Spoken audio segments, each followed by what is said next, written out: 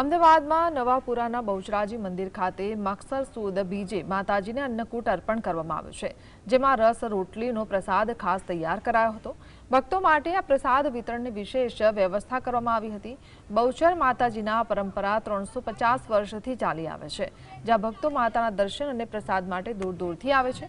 રસ રોટલીના પ્રસાદ પાછળ ભક્ત વલ્લભ ભટ્ટની કથા જોડાયેલી છે।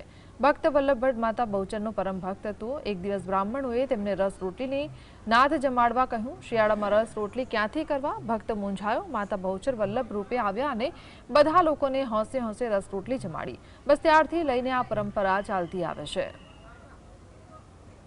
માગસર સુદ બીજના દિવસે મેવાડા બ્રાહ્મણના જ્ઞાતિજનોએ તેમની ટીખળ ખની અને શિયાળાની અંદર રસ રોટલીની નાત માંગી હતી અને તેનો ભટજીએ સ્વીકાર કર્યો હતો, પણ એમની પરિસ્થિતિ એટલી સવાલ અને તે જમાનામાં શિયાળામાં રસ લાવવો શક્ય નહોતો। તેથી તેઓ સાબરમતીના કિનારે જઈ અને માનું સ્મરણ કરતા હતા અને બપોર થઈ ત્યારે માતાજી જગદંબા બાળા બહુચર અને એમના ભૈરવસિંહ નારસિંહવીર એમના ભાઈ ધોળાનું એટલે વલ્લભ રૂપે બહુચરમાં ધોળા રૂપે નારસિંહ સાથે આ ભૂમિ પર આવ્યા અને તેમણે પોતાના ભક્તની લાજ રાખવા માટે ભટ્ટ મેવાડા બ્રાહ્મણની જ્ઞાતિ અહીં જમાડી હતી। આ ભૂમિ પર એ ભર શિયાળામાં રસ રોટલી